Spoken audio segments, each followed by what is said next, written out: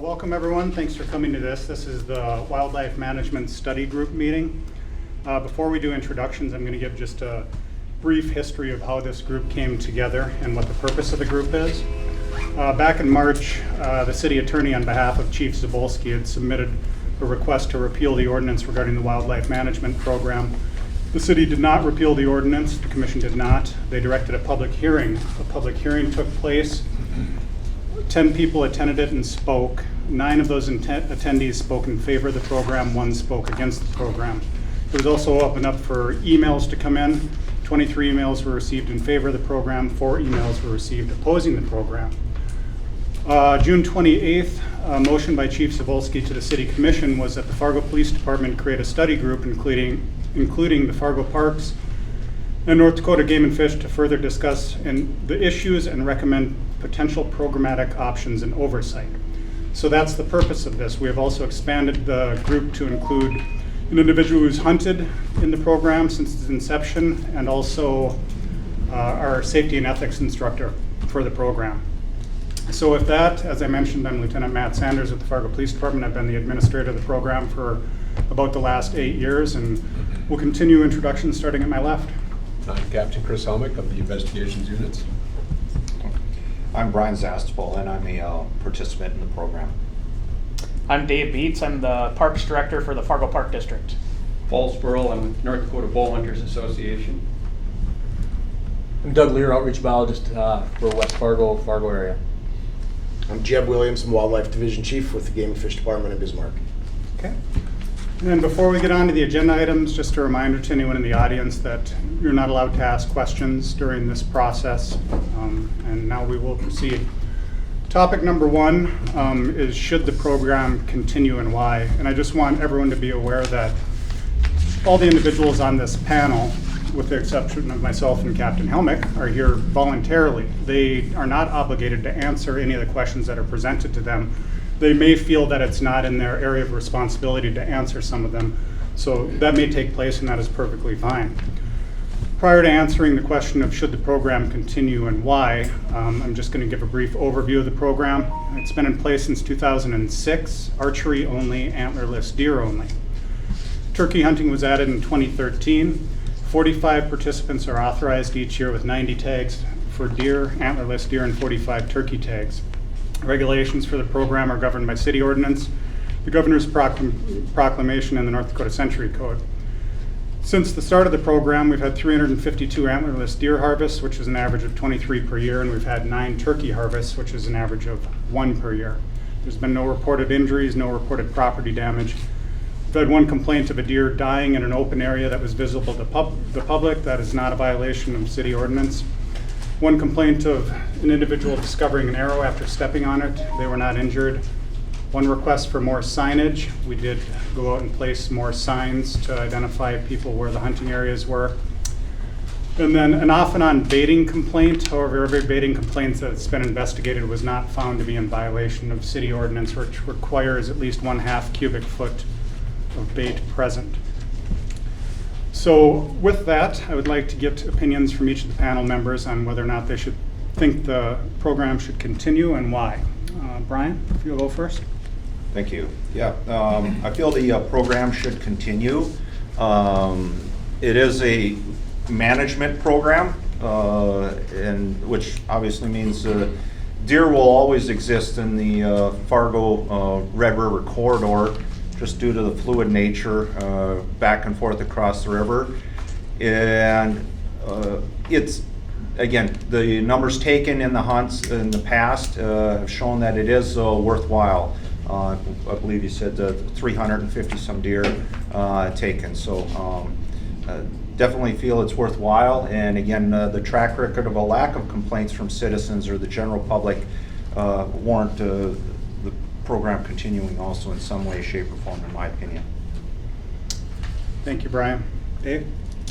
Yeah, I can talk a little bit about that. Obviously, I report to an executive director and a board of commissioners of 5 freely elected commissioners within our city. It has been their stance in the past that they do support this program. We've allowed the program to take place on various park district owned lands. although I can't speak for them, I can just speak to the history of what they've done, and that history is to support the program. Thank you. Paul? I think it should continue.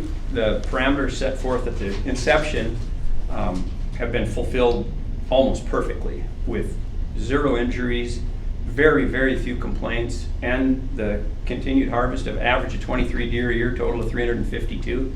I think it's been extremely successful, but having said that, we do have room for improvement, and I think this opportunity will help us to make it a better hunt.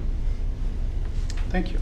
Game and Fish, I'm not sure if both or one of you is going to represent. Sure, I can speak to Okay. that. And from a department standpoint, I guess I won't get into whether the department is supportive of this continuing. We are certainly supportive of the process. We are supportive of utilizing our proclamation, which we have utilized over a number of years for the city of Fargo, for the city of Bismarck, for the city of Minot, and we've had numerous other conversations with other cities where we feel that it is a good tool for cities to utilize if they feel it's the right fit for them. And so the department continues to support the opportunities available through our proclamation. We're always supportive of hunters to try to solve problems when it comes to wildlife issues, which then in the end can certainly save calls and issues associated with city municipalities as well as our department when it comes to problematic species within those city limits. Okay. Thank you. As far as the police department's stance on it, we're governed by the city commission. The city commission has pushed forward the resolution that was submitted by Chief Cebulski, so we're continuing as if this program will continue as it is for this year at least. Any follow-up or redirects on topic 1 before I move to topic 2? Okay. Topic 2, which public or private organization should manage the program? Again, I'm going to give a little bit of an overview. Currently the program, I'm the primary administrator of the program, but there's individuals from the Fargo Park District that are also heavily involved in it. They do their own processes throughout the training as far as issuing permits and spreading out hunters. North Dakota Bow Hunters Association, Paul comes in and gives some instruction for safety and ethics. So it's spread out really between Fargo PD Parks and North Dakota Bow Hunters Association right now. I can't speak to the volume of time that's spent by parks. I will itemize the volume of time that I spend on it right now. And then Game and Fish is also a component of the program. It doesn't happen very often, but if I get a violation of Game and Fish laws, I will call the local warden, and that warden will investigate if it is a Game and Fish violation. If it's a city ordinance, I investigate it. So here's the breakdown of approximately how much time I spend on it and what I do, and this is in order to give the panel an idea of what they think could be moved elsewhere or put on another entity. In May, I communicate with Fargo Parks and North Dakota Bow Hunters Association to select a training date, update the website post, contact the City of Fargo IS to update the electric sign-up information because we've moved from all paper sign-up to electronic to just to kind of expedite things. That takes me about 3 hours. In June, I conduct the electronic sign-up, change the website post upon completion of the sign-up, and then it's time to start updating the training materials, the PowerPoint, see if I want to add anything I've learned from the previous season to it. We then conduct the training sessions. I validate the paperwork for signatures, make sure everything's filled out properly because there's a waiver on the signature. Complete the lottery, notify the participants, then forward the information to the parks because then they conduct their own lottery. It's about 15 hours. In August, I inspect the hunting properties to make sure that signage is in place. Just the sign is just a simple bow hunting is taking place in this area from September through the end of January. It's about 4 hours. And then throughout the season, from September through January, I conduct about 8 compliance checks. There's no hard rule on that, but they usually take about 2 hours each. I'm checking for tree stand height, seeing if there's any baiting, and then making sure that the participants have tagged their tree stand with their permit number. So then the season completes and I send out an electronic survey just using a survey monkey and tabulate that survey results to a spreadsheet, create an end of year report, and create the resolution for the upcoming year, about 5 hours. In March, someone needs to present the resolution to the city commission. That's typically been the chief of police, and to be there for any questions or comments. And then I contact the Game and Fish to make sure that they will consider putting it in their proclamation for the governor's consideration for the upcoming year. And then I do compliance checks to make sure that tree stands have been removed. Miscellaneous duties, phone calls and emails from participants or potential participants take a lot of my time. It's kind of cyclical a little bit because the archery season will start approaching. I'll get a bunch of calls, but by then it's too late because we have to sign up in June. I'll also get several calls before that. And then oftentimes individuals, as soon as they fill their archery tag, then I get flooded again because they think I'll try the city one, but the sign up has already passed. In total, we're looking at about 61 hours that I put into it, give or take 10 to 20 a year. So with that knowledge, I'd like to hear ideas, please, on who should manage this group, and we don't have to approach this as one single entity is managing it. We can continue to spread this out, but could duties be shifted elsewhere? Brian? Thank you. Yeah, as far as for who should manage the hunt, I might let it defer to greater minds on it, but my opinion is, number one, the police department has done an excellent job in managing the hunt to date. I've had zero issues as a participant, and they from support and from education between Park District and so on. If a different organization were to manage the hunt, I would prefer that probably stay under local control yet, maybe the Park District from a management side, because I also feel there's two components to the hunt. From the actual hunt itself, it's management. But if there were an infraction or potentially an infraction, against the Century Code or state, that would involve law enforcement of some sort anyway. Whether it's Park District property or city property, I don't think that would ever change, or county property in the case of the properties that are out of the county. So then again, I think the possibility, if it were a different organization, a state organization, whether it's governmental or otherwise, I think you might lose a little bit of local control on that, and it might set a precedent for other hunts, across the state or organization without volunteering. But I'll let them organizations speak to that, I guess. But so those are just some of my thoughts regarding who should manage the hunt. Okay, thank you. And before we continue to move around the table, one thing I forgot to point out to the group is some of these hunting areas are outside city limits. So while they're authorized through the proclamation as areas that can be part of the program for the purposes of deer harvest, the city ordinances governing the program do not apply there. Really, the only teeth behind it would be as if on these properties that are outside the city limits, if we found a violation that was in violation of the city ordinance, Fargo Parks could elect to tell that person they're no longer welcome to hunt in the program. But that's just one more reason to maybe reduce some of the duties, as I have no authority out there for all the compliance checks and stuff. I just forgot to mention that. Go ahead. I echo some of the same sentiment I think I heard of having it as a local type control. I think there's certainly room for discussion on, as you outline some of the things that need to take place in order for this program to be run successfully. I think there's an opening there to have that discussion of how could parks assist in some of that. We've got, a litany of staff. Certainly during the most active portions of the year, we have those staff throughout the community in doing different things within our properties. And so I do think there's some, efficiency of scale there that could be attained through that sort of collaboration. I've got Kevin Bowe with me too today from the Park District. He's our Director of Recreation. I think from the Park District we definitely see the hunting as a form of recreation, and we are about trying to give those opportunities to the citizens of this community.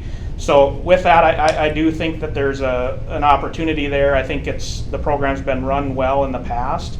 I think all of the entities, to echo your comment of they're going to need some component of law enforcement in my mind as well, just because of the nature of it. So that's kind of my comment there. Okay, thank you. Paul? I agree with what Brian said. I think the park board is the most logical place, assuming the police department wants out of the management part of it. And you've done a fantastic job. I highly commend you for that. It's been pretty much flawless. Thank you. And I don't know why you think you get to retire, but I don't know. But park board seems logical to me because it consumes their properties and they have so much of the mechanics already in place. And again, the local part of it. So it seems the logical part. North Dakota Boners Association and our local volunteers will continue to support with the training and safety and any other aspect that they think we could help with. Thank you. Game and Fish? Well, our experience over the years has been, and to echo what these gentlemen have already said, local. There's no doubt about that you folks are the ones that know the challenges in the communities, that know that everything about it that needs to be known about it. And I don't know that it's ever been referenced that the Game and Fish would take it over or anything like that, but that's not something we'd have an interest in, and we wouldn't be very good at it in that sense, as far as a local situation like that. And yeah, I guess it's one of those things that in the last, how many years have this been in place, is the folks that have done the job have done it really well, and that's something that while I understand there's change of opinions over time on how things can be done or those types of things, but I think we need to reflect a little bit though too, and make sure to give some credit and some positive feedback on how well it has been done. The old adage of if it's not broke, maybe not try to fix it either. And so that's certainly part of the discussion as well, is that you folks have done a tremendous job with this, and that's not to say that there's not some time that goes along with it, because obviously there is. But from our perspective, no doubt local is where it needs to be at. Okay. Just to clarify Jeb's statement about Game and Fish not doing as good a job as Fargo Police, it's not a representation of me. It's not that I couldn't do it. And just for the public to understand is that we don't have a Game and Fish office. Our closest office is in Jamestown. We have a staff of 2 people, one of which is myself, and the other one is our local game warden, who serves 3.5 counties, if not further out than that. So in terms of having the staffing, that's kind of what Jeb was alluding to. Thanks, Doug. Thank you. I want to stay on this topic a little bit longer. I agree that there is a law enforcement component to this. If there's a violation, we would have to come out and investigate it. But I'm wondering if the entities at the table here would consider, and obviously you don't have to decide this completely right now, but there's some things I wonder if they could be taken off the plate of law enforcement. The compliance checks are not done in an enforcement capacity where I'm walking out there ready to enforce any particular law. Any violation that I would come upon would most likely just be a police report anyway that's sent to the city attorney. So when I reference the 16 hours, September through January, of conducting compliance checks for tree stand height, tree stand tagging, baiting, other violations, I almost never come upon the hunter because I'm choosing a very windy day, a rainy day, so I don't impact their hunt to check it's really an equipment check. So anyone would be capable of doing that and then reporting any violation to a representative from the Fargo Police Department, kind of a one-stop shopping with us. You'd always go to the same person, whether that would be me or someone else, I don't know, but that would take 16 hours off of law enforcement's complaints, along with the initial inspection for signage of 4 hours, and then the end of year check on tree stands. That's a combination of things there. That would take some time off. But I'm wondering if the entities would consider some of these things while maintaining, possibly for law enforcement, specific to investigation and enforcement of infractions. And that would be once one is discovered. And then also training. We'd like a presence at the training still, because then we could cover the ordinances, so that would be 4 hours, two classes of 2 hours each. For your consideration. And there's other things on there that could maybe be passed off, as well as the sign up and the phone calls, if there were a single point to answer the phone and talk to people about when the sign up is, even though I post it on the website. It's numerous calls a year that you have to be responsive to the citizens, so I have to call everyone back and get an answer. So let's sit on that for right now and move on to the next one. Give everyone time to think about it a little bit, and unless someone has an open comment right now on that.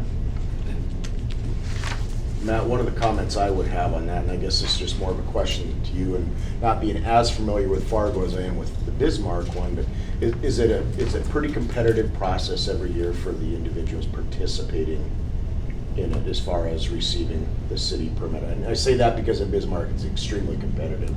Yes, it is. It is. It has gotten more and more competitive each year with the electronic sign up. It's usually filled within 3 to 5 minutes. 45 hunters have logged in and guaranteed their spot for the training. And I guess this would be something I'd ask more Paul or Brian, but I mean, is there a possibility for some of these things to be potentially put on hunters as an incentive for those individuals participating in the program? If they were to take on some signing, or if they were to take on something else that would be helpful, would that be an incentive discussion that could take some load off of whoever, the entity, whether it be the parks, whether it be the Fargo Police Department, some of those duties that a hunter would be willing to do in exchange for a guaranteed permit for that year, that type of thing. So just throw that out there. Yeah. I think from my perspective, we could make it a point of emphasis in the training that, I mean, we should always be policing ourselves, but if you're out there and you see a sign down, say something. If you're out there and you see a tree stand that is too low or dangerous, say something. And if we made that a point of emphasis, it would affect both the safety and some of the time, involved in this part of it too. So, yeah.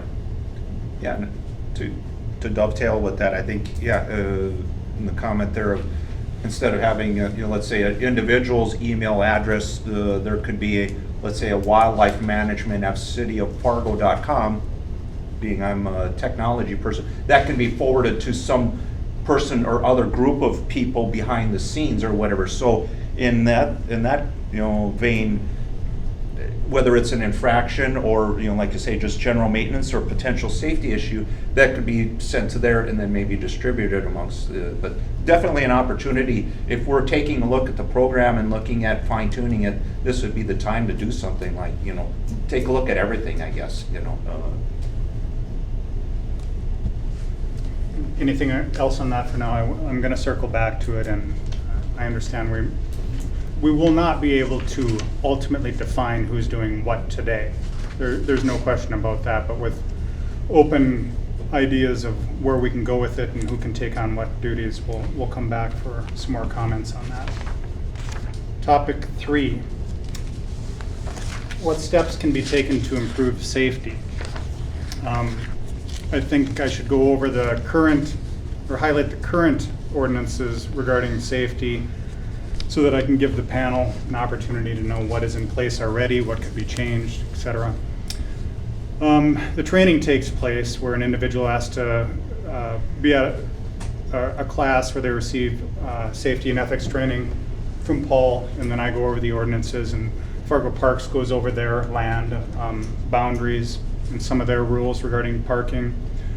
They have to get an 80% proficiency on an archery shoot, which is approximately, it is at least 4 out of 5 shots into the vitals of a 3D target at 15 yards. Participants must be at least 18 years of age. Deer drives are prohibited. The participants have to mark their arrows with their last name and permit number. They have to hunt from a tree stand elevated at least 10 feet off the ground. They must tag their tree stand with their permit number. They cannot carry an archery device onto the property of another without written permission. They have to obtain permission from a property owner to engage in search and retrieval of an animal. And then there's a whole bunch of distance-related regulations that were created at the beginning of this program. Participants may not discharge their archery device across any street, sidewalk, road, highway, playground, within 100 yards of a church, school, or playground, within 75 feet of any front yard property line, or within 50 feet of any street or public right-of-way, or within 25 feet of any rear property line, or within 50 yards of any dwelling, building, structure, or vehicle, unless express permission is obtained to do so. there's also a section, participants shall not possess, consume, or be under the influence of alcohol or any other controlled substance while participating in the program. Some other things that, before I go around the room here to talk about, is some comments from the public during the public hearing. Some individuals at the public hearing stated the current regulations are good as is for making the program safe. That was the end of their comment regarding the safety issues. Some stated lighted knocks would be good. That's a device on the end of the knock that lights up upon release of the arrow, can help you recover it in low light conditions. Remove high traffic zones from the program, and then the concern about lost arrows presenting a risk to the public.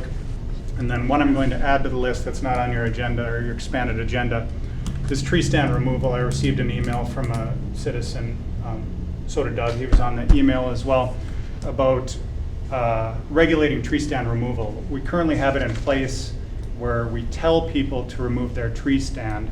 It's not part of city ordinance other than a vague portion of the ordinance that tells people they must follow all regulations in the program. The only penalty is they won't be allowed to hunt the next year if they don't remove their tree stand.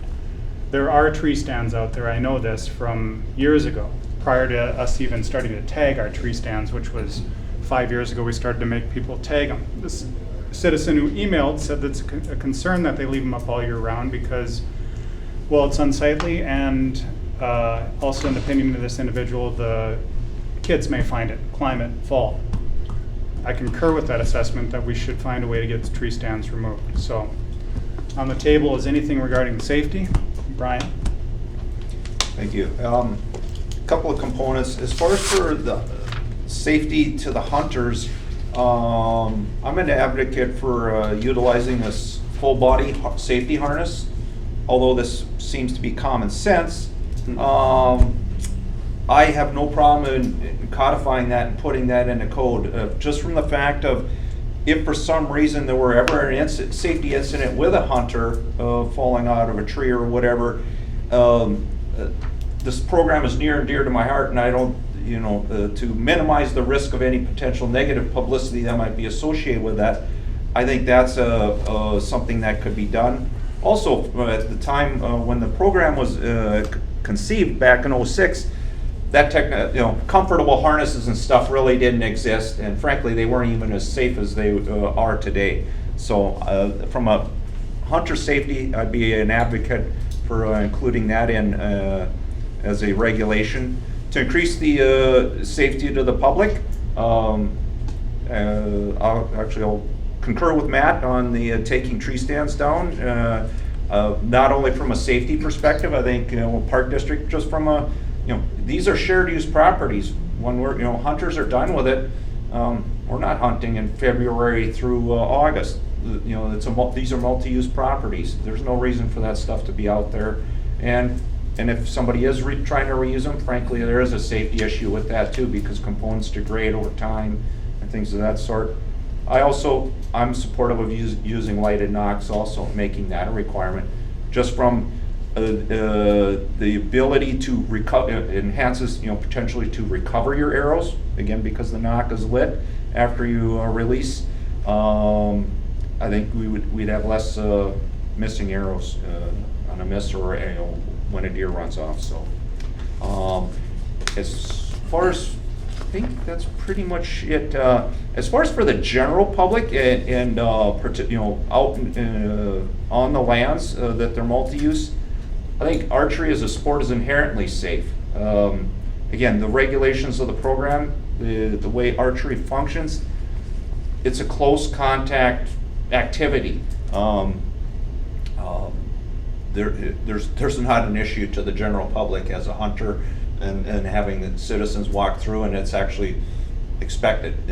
Everybody has the same use to these properties, same access to the properties as the hunters participating. So I don't.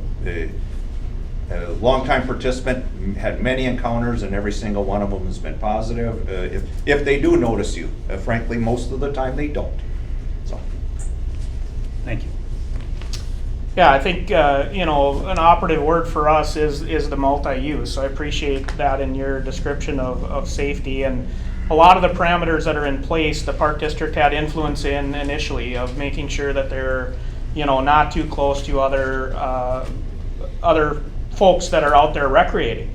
And so from that standpoint, I think, the current things in there are good. And I do echo that, we wouldn't want tree stands left there past the season as well.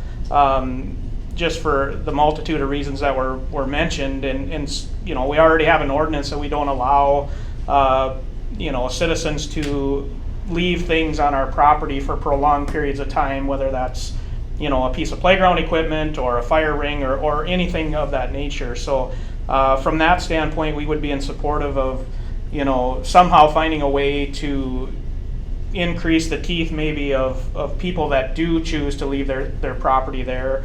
But other than that, I think a lot of the initial stuff that's in there now as far as a community safety aspect was a result of the influence of the park district as well when it was established. Okay. Thank you. Paul? Well, I would agree with Brian on the harnesses. I've taken informal survey almost every year, just a show of hands at the training, and I would say it's 50% or less, easily, which is horrible. I think we require in the paperwork that a harness is mandatory, and all the reasons that Brian said. The only people that are in danger as far as safety are the hunters, which would be self-inflicted, most likely falling, and the public, and the only danger to the public is from an errant arrow, whether it's skipped or is left in the woods. We don't have data on how many arrows are lost each year, and I think we'll address that in the follow-up questionnaire. But to that point, we could put an emphasis on shot selection and then subsequent follow-up, and re-emphasize closer is better. And to that, if we we're currently require a 10-foot minimum. If we bump that up just to 12 feet, we'd increase that downward angle a little bit and get less skipping arrows. It'd be simple, and I would guess most guys, they're only required to go a minimum of 10. Most guys probably already go higher, but we could adjust that a little bit. Arrows left in the woods, they're required to mark them, but that doesn't allow for, most likely guys are putting their number or name on the feather fletches, plastic fletches with a marker. If that arrow breaks, the dangerous part's the point. There's no way to know who it belongs to. So I would suggest that we require marking of that arrow near the point or on the point so that it stays with that more dangerous part to the public. And I would suggest, this is a horrible way to manage turkeys. We eliminate turkeys from the process and therefore cut down on a handful of shots each year and a potential lost arrow. Shooting a turkey from a tree stand is extremely difficult, and Game and Fish is much more effective with their nets. If turkeys become a serious problem in the wintertime, they come in and they can take out 50 birds in an afternoon, where we've taken 9 in the program. And I don't think that those few turkeys are worth that extra shots and possible lost arrows. Other than that, I mean, we've got a stellar safety record, so if we can tweak it, improve it, so much better. Thank you. Game and Fish? Any comments on that?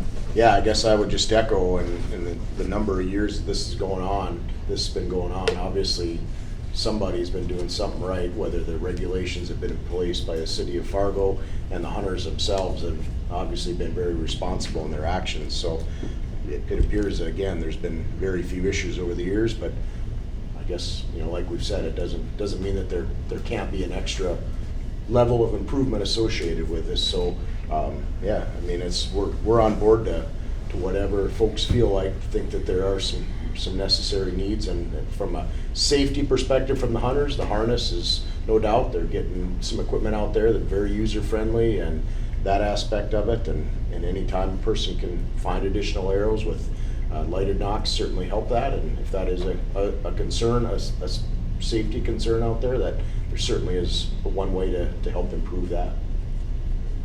Doug? One thing, I think lighted nocks would be definitely a good idea too, and the safety harnesses I feel is a good idea. One thing I think we should start doing in the training class is seeing if there's a group of hunters that are willing to exchange texts or phone numbers and then are willing to help each other out in the event they can't recover an arrow. To get a grid of 5 people out there looking for it is much more effective than going solo trying to find it in the grass and everything. And I think they'd be more than willing to do that.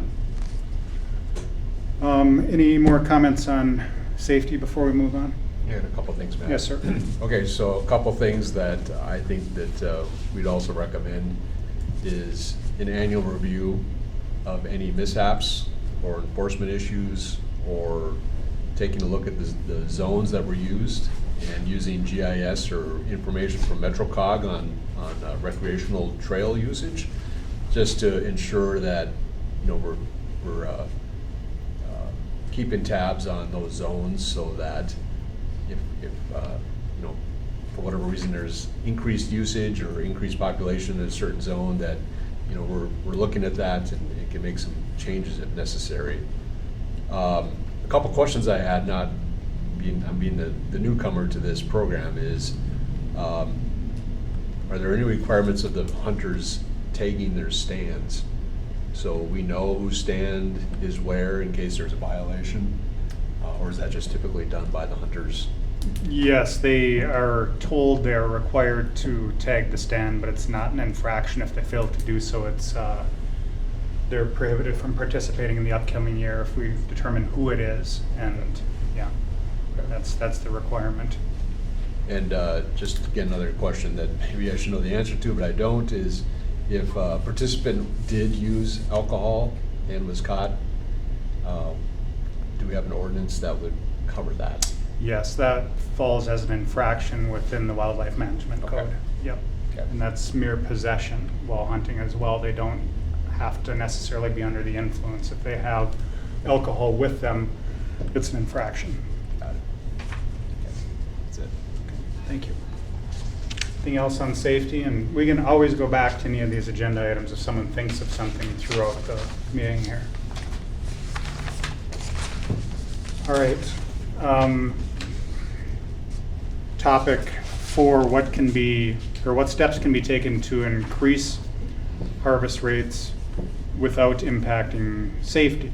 And that question, as I pose it, I don't know the answer of whether or not we need to increase harvest rates. But if we choose we want to, or it's needed, or it's fine if we do because there's no real negative side to it, how do we do it without impacting safety? Some comments from the public hearing were: provide more tags to hunters who have a track record of killing deer, provide a buck tag to a hunter who first harvested doe, add more zones, allow more hunters to participate.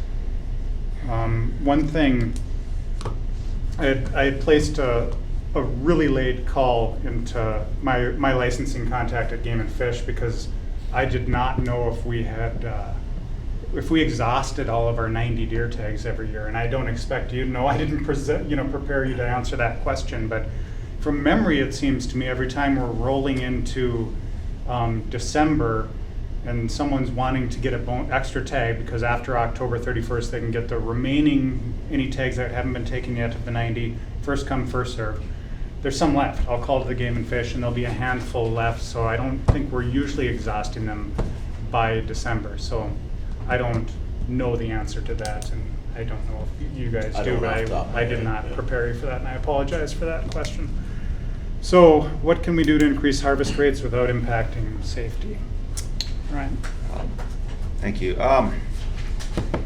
Because I pondered this one a little bit, and like I say, I'm not sure if I have the definitive answers on it. And I was at the public hearing. As far as for increasing the number of hunters, I think the program has done an excellent job of striking a balance between hunter participation and minimizing interaction with the general public on these properties. And I think, rightly or wrongly, I think where the number lands as far as for 45 hunters split between the two zones seems to have worked. I think from that, I even think about the citizens, you know, with, if the signage wasn't there, would they even know there was a hunt? And I consider that a success story as part of the program, not necessarily having somebody clad in camouflage in every other tree on these properties. I don't think that would provide a good face for the program either. And I could say from an incentive as a diehard participant, I could say, well, as a work group member, I'd like to see preference, but that would not be fair either. What I would say, and I think from the participation, you know, just the amount of desire for people signing up, I don't know if we even really need to have any incentives per se. What I would say is that we might have a disincentive for the people who just get into the program and don't hunt.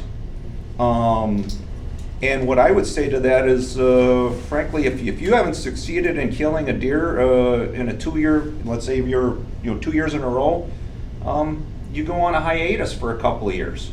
Allow the people who are diehard hunters to have access to the program. Speaking from somebody who hunts a lot late in the season, frankly, that's when most of my activity takes place. And if you apply yourself, is what I'm saying, there's opportunities and you'll harvest deer. The comment about providing access to buck, from a biology perspective, harvesting a buck is a one-on-one relationship. It's one animal out of the breeding pool. Harvesting antlerless deer, assuming that they are female, is a one-to-many relationship. If you take one female deer out of the population, you're not only taking her out, but potential offspring down the road. So providing incentive to take a buck, I don't think that's needed. So as far as if there was any incentive to increase harvest, that's what I would say, and that would keep the people from just any hunter just getting into the program. Hey, I got on the internet quick, and they show up and then they don't use it because they got some, they're distracted, whatever it is. Everybody has things happen. So a 1-year exception I can understand, maybe some family issues or whatever, but a 2-year, you know what, if you haven't killed a deer in a couple years, the program is about harvesting and managing numbers. So it's my 2 cents. Thank you. Yeah, from my standpoint, if it was deemed that, increased harvest rates were needed, I think all the things we've talked about here today about increasing safety with the existing program would be just replicated. And I do, these things as I read them make sense to me of increasing the area and possibly issuing more tags, but I think it would all lead back, at least in my mind, to if that were the goal, how would that goal be triggered? And maybe that's a bad analogy there, but how was the goal be established? I'd be more concerned with, what's the objective of increasing the harvest rates? Is it something that, the game and fish experts are telling us, or something that our community is telling us, or, to the point that was raised earlier of having an annual year-end evaluation, if you will, and correlate that to some of the MetroCog data of where use is. I could see the same thing here, is what would be the catalyst to make that, decision come about, to make us react to, well, how would we do it? So Thank you. Paul? I think originally it was the public that demanded we do something about the deer.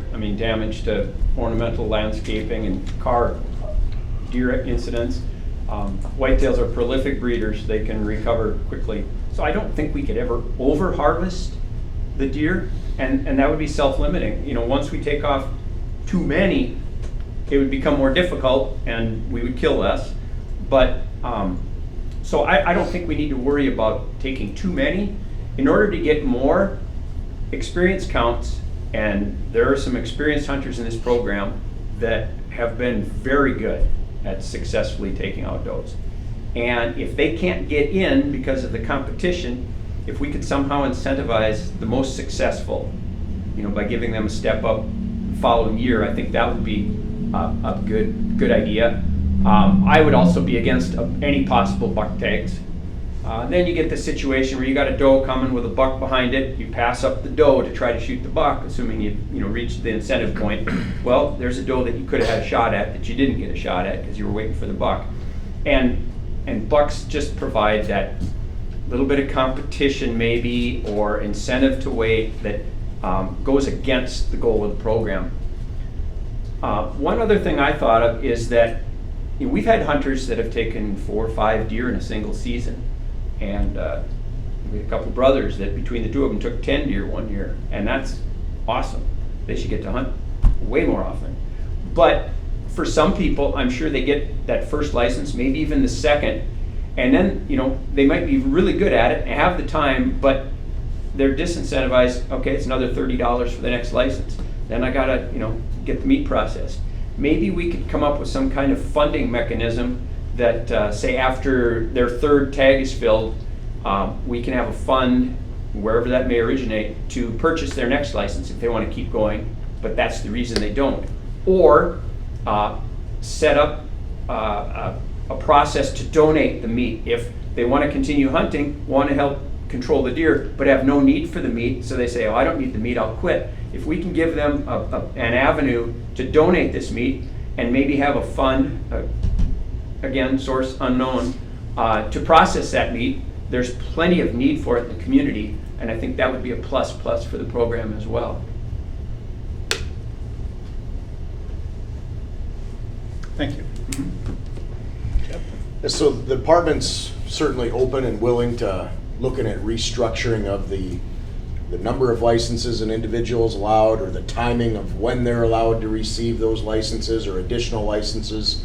I'm with Paul on this, is that when Bismarck was started, Fargo was started, and rightfully so, everybody was cognizant of deer numbers and making sure that, and understanding that we have a lot of people in the community that like to see deer, right? And everybody wants to make sure that opportunity exists. Well, like Paul said, with white-tailed deer, you get these urban situations, and especially somewhere like Fargo where the habitat is very good in particular areas, there's a level of protection for these deer in those areas that it's going to be really difficult to impossible to ever over-harvest this population of deer. And so the department has gained from that, from these experiences over the last 15 to 20 years as well, and we've become much more open, as has the public, to understanding that this is just a tool. This isn't it's not going to eliminate deer, and that's not the goal. And even with the actions that have been in place, it certainly hasn't done that either. And so the department is, again, more than willing to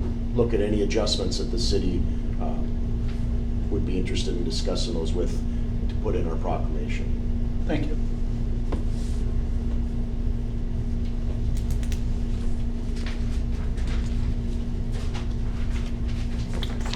All right, anything else on that before I move on to the next topic? And does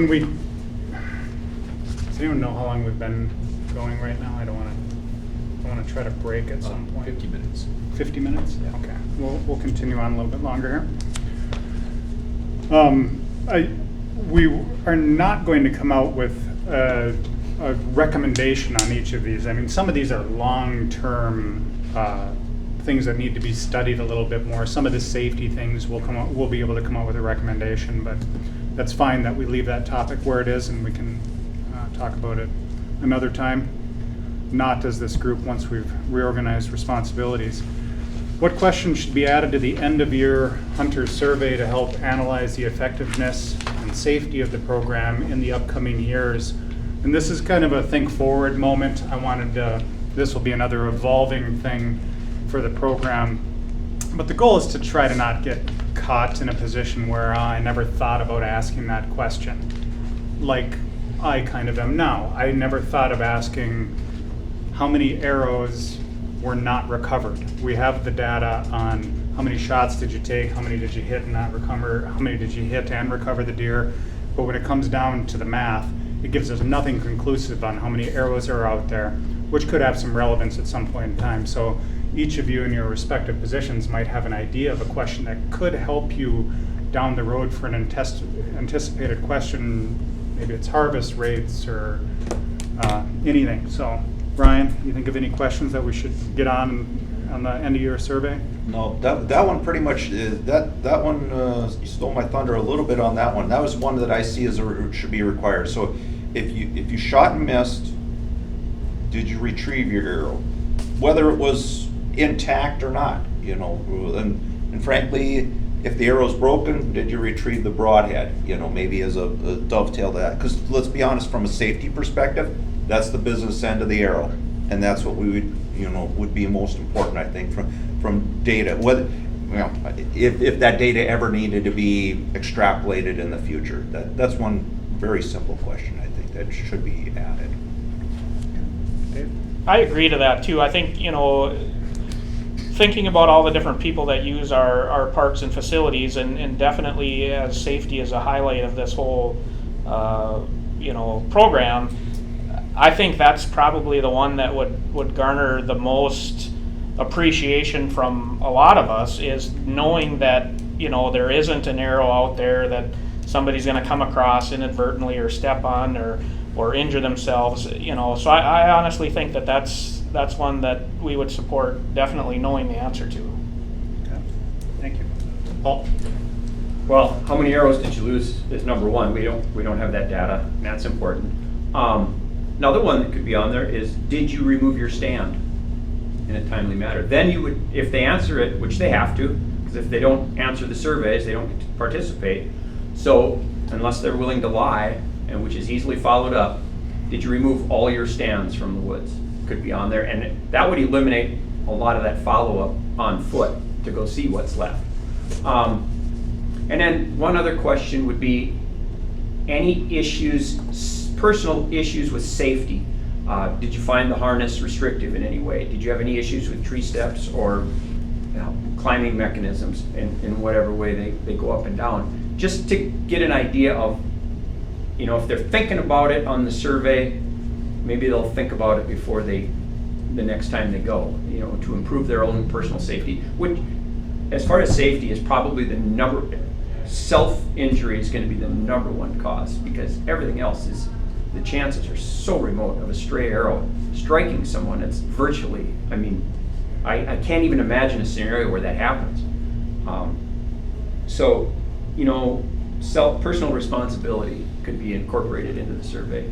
And then if we followed up and eliminated turkeys for the little bit that would help safety, we would eliminate those questions 7 through 10, and, you know, if we replaced it with 2 or 3 other questions, the survey would be no longer, and it's a 5-minute deal anyway. So that's my input. Thank you. I don't have a lot to add, Matt. I mean, our surveys that we have throughout the state, of course, are more strictly management based, right? And so our most important question that we ask folks is, did you kill a deer? And so there's a lot of additional information that a person can collect in surveys just for knowledge, which is obviously important to the community of Fargo and to your guys' department. And so we don't have, I guess, wouldn't have any suggestions on anything additional. That's more up to you folks as far as what you're looking to collect. Doug, am I missing anything there? One follow-up I would have, Matt, is specify the location where you killed each deer. I would also add the date.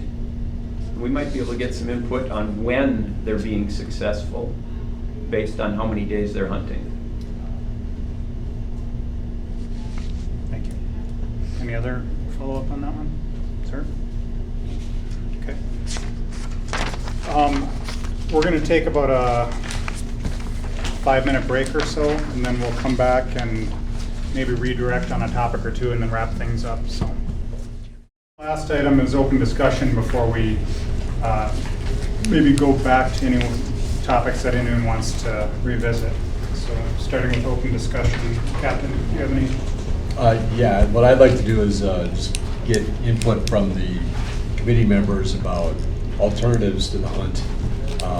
You know, during some of the feedback that we received either by email or in the open forum, there were some suggestions that we look at alternatives to doing the bow hunt, and I just wanted to get everyone's input on that. And, you know, if you have personal knowledge about those alternatives. I'm sure Game and Fish, you probably know some of that. But I just want to get input from the committee members on those suggestions. Sure. As a longtime bow hunter, obviously I feel, just based upon my own experiences, that archery is a very effective way to manage the deer. I know one of the suggestions possibly was like a sharpshooter type program. Typically those are professional shooters. I think in a urban residential area such as this, there's a lot of reasons that that's not effective. Number one, from the residential side, the noise potential with, we're very close to residences where these properties are. They're also multi-use properties, as has been noted before. Additionally, from a biological perspective, and I don't have any data to support this, but I've read enough on where other sharpshooter programs have taken place. It's very localized. Typically takes place by baiting, and they shoot at night. The Red River corridor, where the deer are, is a very extended area. From County Road 20 all the way down to Orchard Glen. There's no cost-effective way to have multiple locations like that. I think that would be very impactful from the citizen community perspective. And then lastly, those programs are extremely expensive. These are paid sharpshooters, and when I look at even the amount of hours that have been accumulated to date with the police department. I think currently the latest ones that I looked up, you're looking at anywhere from $500 to approximately $1,000 per deer when you look at an audit. How many deer were taken and for the expense of the program, which I don't think would be a benefit to the taxpayers, obviously. And as a taxpayer, City of Fargo, purely on that perspective, I wouldn't support it. So, and I don't, again, with the biology also with the Red River, the corridor with the Red River being frozen at least 4 months out of the year, even if you took every deer out, conceptually on the North Dakota side of the river in that corridor, in short order, they'd be repopulated again just due to the fluidity and stuff of the deer flowing back and forth across the river. So, as far as for any other alternatives from a biology perspective, sterilization and so on is proven to not be effective either. Also, there's a potential impact of eating the deer that have been let's say medically sterilized through pharmaceuticals of some sort. There's some question there too. But again, because of the prolific nature of deer, the cost of implementing any of those programs would be extremely high and not proven to be effective. So those are my knowledge, I guess, in 30-some years of being a bow hunter, I guess. I don't have a lot to add. I will let the group know we've had a couple of inquiries from citizens that have asked, couldn't we plant different vegetation within our parks to deter deer?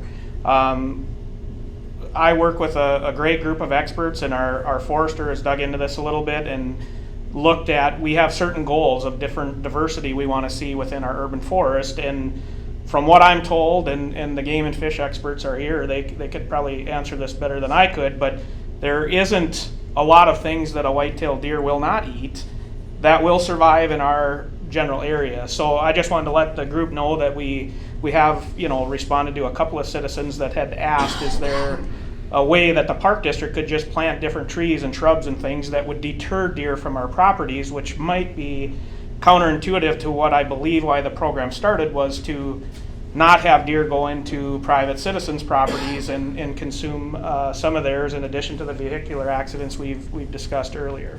So that's about all I've got there. I think Brian covered it pretty well. Sharpshooters and do nothing are about the only two alternatives that are viable besides our program. So, and doing nothing, I think would get public blowback, and it's not really an answer. sharpshooters, I find it hard to believe there'd be any public appetite for rifles going off in the city. We've been effective, we've been extremely safe, and one of our training lines is we want this to be invisible, and I think overall we've been pretty invisible. I'm sure you could easily find lots of people that don't know city hunts going on. So it's kind of like, if it's not broken, what are we trying to fix? I think we can improve it, but we're in good shape. These programs, in the department's opinions, have been utilized as good maintenance programs of deer issues, and they have been well received by public due to the safety records associated with the communities that have participated in those. It's something that, from a public acceptance standpoint, I think that overall over these number of years, it's pretty high. And it really gives people that tool, right? It gives people something. If they are experiencing problems with deer in their area, there can be some adjustments, and nobody here today is gonna say it's perfect as far as removing deer, but that's not the goal. We also know we have lots of people that like to see deer in their environments too. And using hunters have as good a track record as anybody as far as helping with wildlife management problems through the use of hunting, obviously.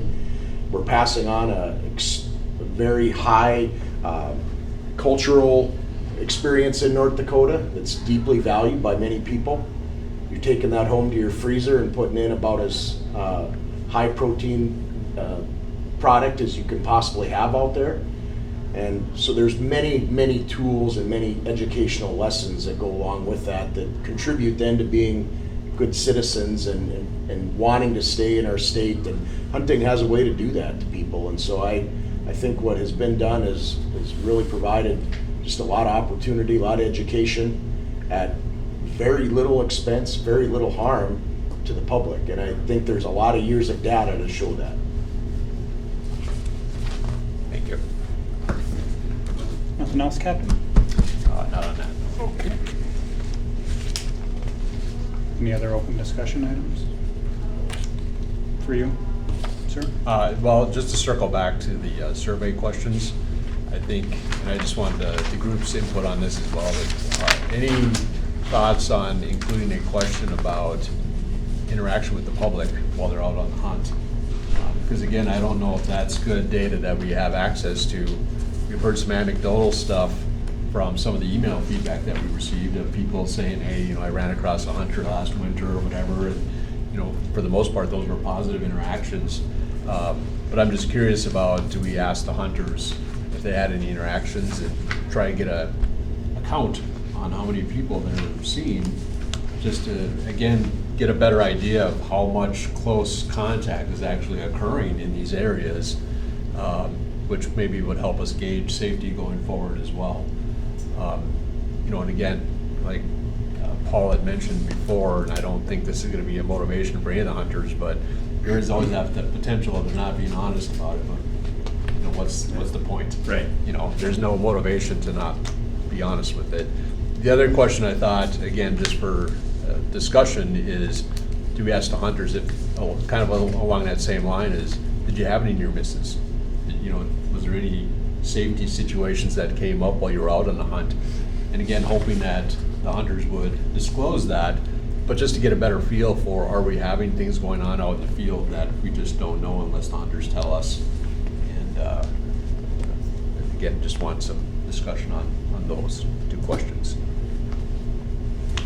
Just anecdotally on the public interaction, a friend of mine participated in hunts many times, and I was talking to him this last winter, and he said that every time he went out, he saw other users, without exception, and he killed 3 deer. So the deer know the people, they know what's normal activity and what's not, and he used that to his advantage, and never had a negative encounter with another person, and I would guess most of them don't know he's there. Right. Again, the invisible part. Close call, I would think you'd hear from the public on the other end before you hear from the hunter anyway, if it was a close call, and immediately. So It would have to be, how do you word these questions to get the best results? So it would be something to work on. Sure. And I would kind of concur with what Paul's saying, and my encounters with the public, many times it's because I can no longer be invisible. If I'm dragging a deer out of the woods, and it's usually gonna, if it's in the morning, it's gonna be at a time where you may have a higher likelihood. It's been when I'm putting it in the truck, and actually, to that point, every single encounter I've had has been positive with the public when I've talked to them in person. Just again being a good steward, and that includes somebody who was originally against the program, and when it was inception, I had a nice long talk with her in the woods one day and stuff, and even she concurred. I don't know her name or whatever, but she concurred. The things that she was worried about didn't come to fruition. So, and with the exception of last year when we didn't have face-to-face, when we've had the in-person training, we've addressed that time when you are, removing a dead deer from the woods, or all that visible, dead animal part, and how to address that as the hunter to have the least impact on someone who's not a hunter. Right. So we do address that part of it as well. Any other thoughts? Okay, thank you. Brian, any open discussion items? Nothing. I have no issues or concerns with the program. I like to thank just having been a longtime participant in the program and seeing unfortunately what some of our residents up in these areas have had to put up with. They're supportive of the program. I've seen electric fence around their gardens and things of that sort, I think this program is doing an excellent job, and again, I take the absence of complaints, that's a little bit anecdotal, but as acceptance and that the program is being successful. So really, that's pretty much it in a nutshell. Okay. The only thing I would add is I do think there's room for collaboration, assuming that, as I mentioned earlier, our commission would still continue with their history and be in support of this. I think there's opportunity to make sure we're, doing things as wisely as we can for the taxpayer in the end, where police and park district, we've got a great partnership, and so I think there's room for that discussion to gain some collaboration on how this is best managed. Thank you. Paul? I would just say thank you to everybody on the panel for their contributions, and I think we've got a great framework to incorporate to improve it, a great program even more. So, thank you. Thanks. Doug, do you have anything? Chief? Thanks for the opportunity. Again, if there are significant issues out there, we end up hearing about them. And the existing programs, both in Bismarck and Fargo, have been very much under the radar over the last number of years. But it certainly is not unhealthy to evaluate something at a point in time to try to determine, number one, to make sure to keep that good track record in place, or if opportunities to improve it as well. And so we're very happy to be part of that discussion. If there's some things we can do to help with that, we're willing to do so. Thank you.